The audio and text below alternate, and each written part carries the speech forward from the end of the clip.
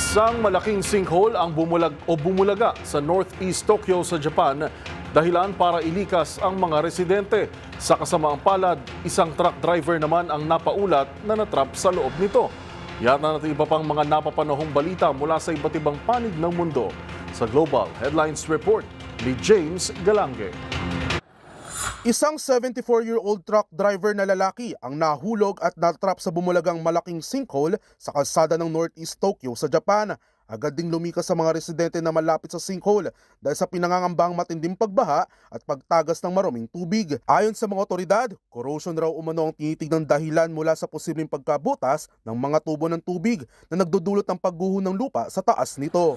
Sa iba pang balita, umakyat na sa 67 individual ang napaulat na nasawi dahil sa naging salpukan ng isang passenger jet at US Army helicopter sa Washington Airport kahapon. Isang patutsyada ni US President Donald Trump, isinisi nito ang insidente sa Federal Aviation Administration o FAA dahil sa pagkakaroon umano ito ng mga manggagawa na may kapansanan sa pagiging diverse nito na hindi anya angkop bilang air traffic controllers. Samantala, hindi pa rin tukoy ng mga otoridad ang tunay na naging dahilan ng insidente. Ngunit una nang sinabi ni US Transportation Secretary Sean Duffy, wala raw anya naging problema sa komunikasyon, bagkus sumusunod lamang ang dalawang aircraft sa standard flight patterns nito.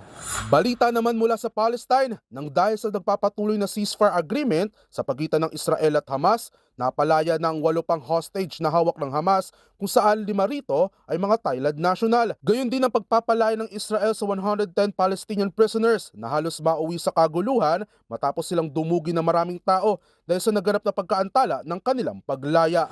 At yan naman nakalap nating balita mula sa iba't ibang panig ng mundo. Para sa MBC TV Network News, ito si James Galange ng DZRH TV, una sa Pilipinas, una sa Pilipino.